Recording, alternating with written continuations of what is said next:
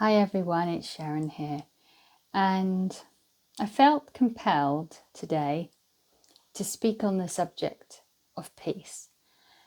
And you may have seen that I had recorded some other YouTube videos talking about adding in love and light to the collective rather than picking a side, choosing duality. We're really being asked to step out of that paradigm of duality which comes from the mind. But I woke up this morning compelled to talk a bit more about peace specifically.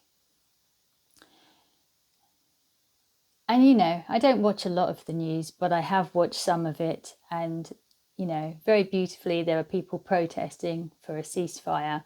I say beautiful because at least they hope they're doing something worthwhile, and they hope that they are making their opinion heard. But there is another way of contributing to peace, and I actually think it may even be probably more effective. And the reason is that, and that's not to say don't protest. If you want to protest. I'm not going to tell you what to do or not to do. But it's really about understanding what we're working with here. Because you have to understand that you can protest, but the people you're protesting against, are they actually listening? Probably not. Their minds do not want to be changed. They do not want to change the course of their actions because their minds are in charge of their actions and their minds have a different agenda to yours. You could say international pressure will help. It's not usually happened. It's not usually helped. So if we want peace, how can we achieve it? And the only answer, in my opinion, is we need a change of consciousness. We're probably not going to get a change of consciousness from those in charge of the war mechanism, the military mechanisms, but they're not going to have a change in consciousness. But we can have a change in consciousness, and we can create a collective tipping point as well. And that too can change actions. So this is what I wanted to speak of today. So when we have a shift in consciousness, this is when we get a behavioral shift. We might change our minds on something and we think, right, I'm going to change my behavior. I had a change of, we actually even say it's a change of heart rather than a change of mind. So that gives you a clue. But we have a change of mind. It doesn't usually always change behavior because our behavior is habitual. But when we have a change of heart, when we have a change of consciousness, when we have an aha moment, that usually does create a behavioural change. So that's what we're really after. We're after a consciousness shift. And it's not really about trying to change a mind, because changing minds is quite hard and minds don't want to be changed. There's a resistance in there. So what is the consciousness change that we need if we want peace on earth? And it's actually kind of a simple one. And it's, you may not be able to do this in practice straight away, but over time, this is the practice. And it's to move out of this idea of ethnocentrism. Ethnocentrism being, I only care, I'm only concerned about, I only protect, I only love that which is the same as me. Or that is, or you could even say it's a possession in a way, that I will only love that which is mine, that belongs to me. And this ethnocentrism has been the cause of many, many wars and much, much lack of peace in the world. Why? Because the mind, which ethnocentrism at its heart is of the mind says, this is me, and I've spoken about this before, this is me, that other person, that's not me. It then judges the other person as not being like it. And then it says, well, if it's not me, it creates an energetic separation. And that energetic separation means that you can judge them, you can kind of treat them badly. You don't see them as in the same category, so you can feel more superior. You don't feel that they're worthy of certain things, and it's a judgment, right? And it comes out of this ethnocentrism, which is what is created when we have an identity. I'm this, you're that. I'm not this, you are that. It's identity based.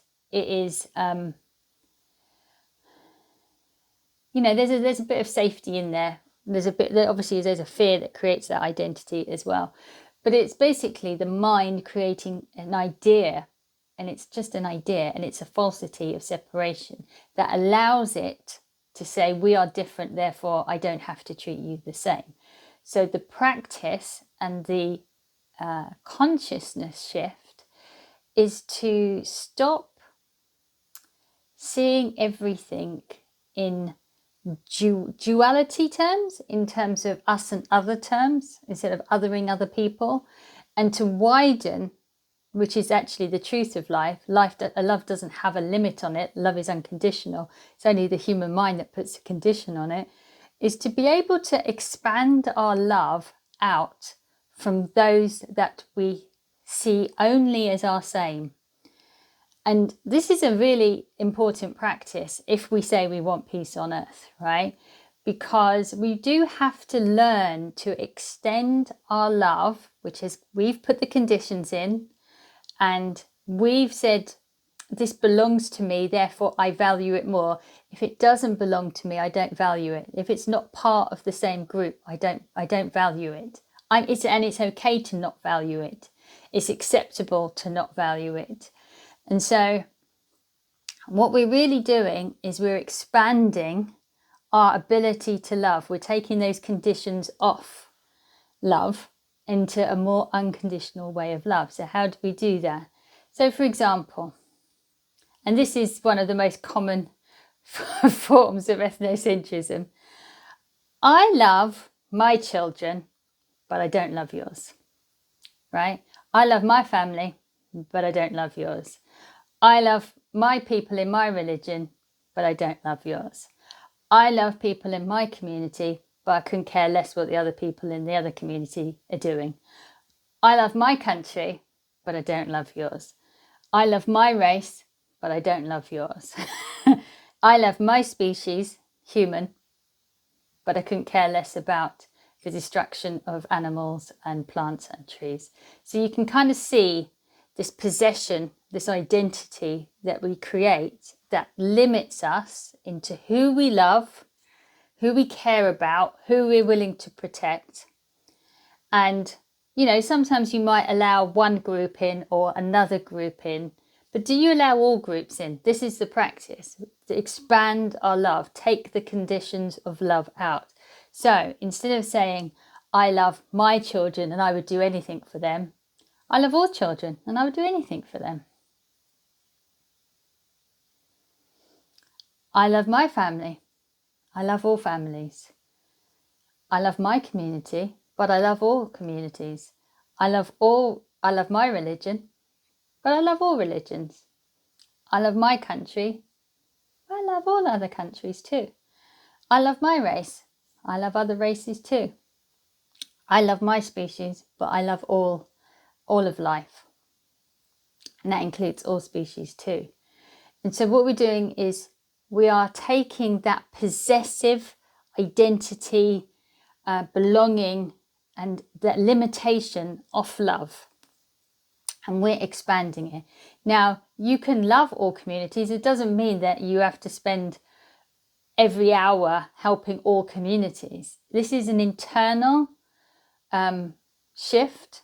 And yes, if you have extra time and you want to help other communities and you have extra space to help others, but it is about just taking those limitations off And sometimes it starts small, sometimes it is small, and then we widen, and it can be gradual. But this is the practice, is to understand that, because, I find it quite shocking when religious groups fight, that they claim to love God and they claim to be on the side of God. Well, God is in all things. Who do you think you're fighting when you kill another person? Who do you think you're hurting? If God is in all things, God doesn't just separate by ethnic groups that us humans have created. It doesn't make any sense. So God is in all things. God is all of life. And so who do you think you're fighting? We are a oneness. We are an allness. We are all part of the same oneness. How can oneness be attacking itself and think it doesn't hurt itself? When you hurt another person, you're hurting yourself. Why? Because we're all connected. We're all one. So it starts to seem ridiculous that you would want to hurt yourself. Another way of saying it, and I'm sure this is a bit more controversial for others, but when you hurt, attack, or kill another, well, the other is God as well. Your mind has told you it's not. Your mind, because of judgment, because of identity, because of the things that the mind creates, these concepts and ideologies, it says, no, they're not the same. I can do what I like because they're not the same.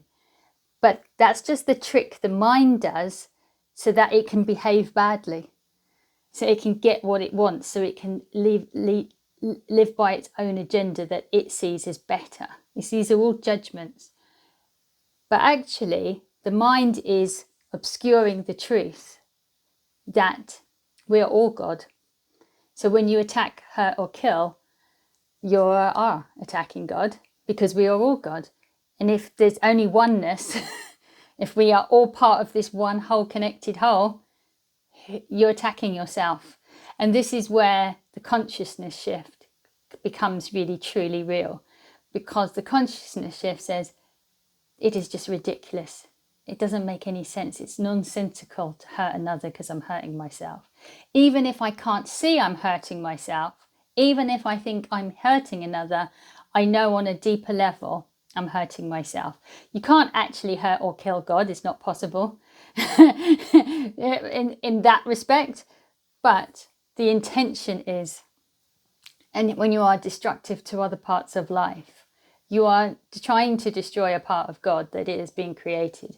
And so this might be quite controversial for some people. And if it is, I hope you can resolve it within yourself. But this is the consciousness shift that we are being asked to evolve into, because the destruction of the planet comes from the same place. We say we don't want war. Well, there's a war against nature. There's a war against the planet.